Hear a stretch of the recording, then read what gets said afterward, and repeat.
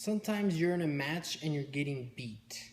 You are up against somebody that you know you should be maybe beating, and they just keep coming after you.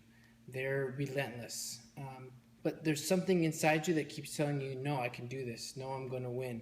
Nothing's going to stop me from beating this guy. Nothing's going to hold me back from getting the W.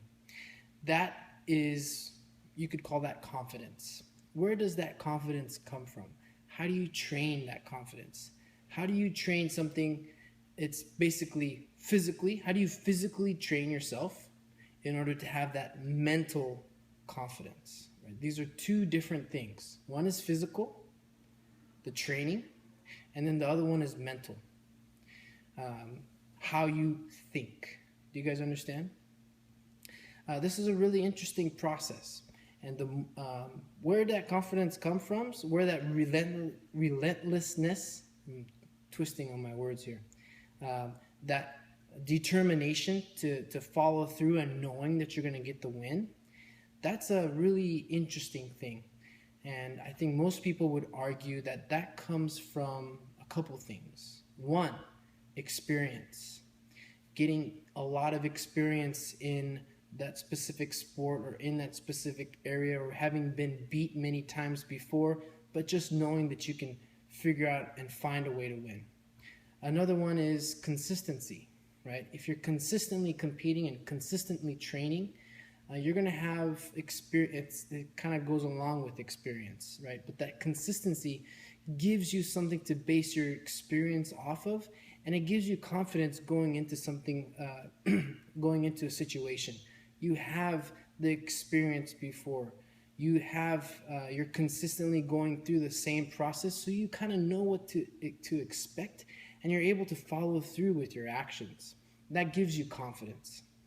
Another thing I think that's important with consistency is hard work and putting in the time, putting in the effort, not giving up when things get difficult, and following through. So, and that ties into the consistency part, is constantly giving it your best.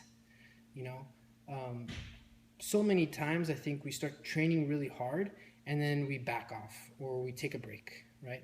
But or maybe we get injured and we completely stop. We don't do anything. When I was wrestling in Japan, I thought it was really interesting. I went to a university to wrestle and kind of work as a volunteer assistant, but mainly to wrestle with the guys. The guys that were hurt were never just sitting on the sidelines. They were never doing nothing. Let's say a guy had an injury. His routine for that practice and every other practice that I went to was some type of upper body workout. Shoulders, chest, back, pull-ups, anything that had to do with working out the upper body, core, your abs, he was doing.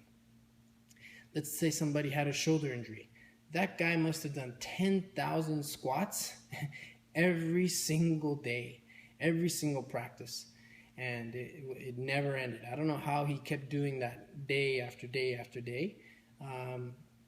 Maybe he alternated between squats and some type of core workout. But there was definitely that consistency that he showed, right, in doing what you can do. And I think that kind of transfers over into this mental confidence, this confidence that gives you a little bit of an edge when you're up against the wall and it's do or die.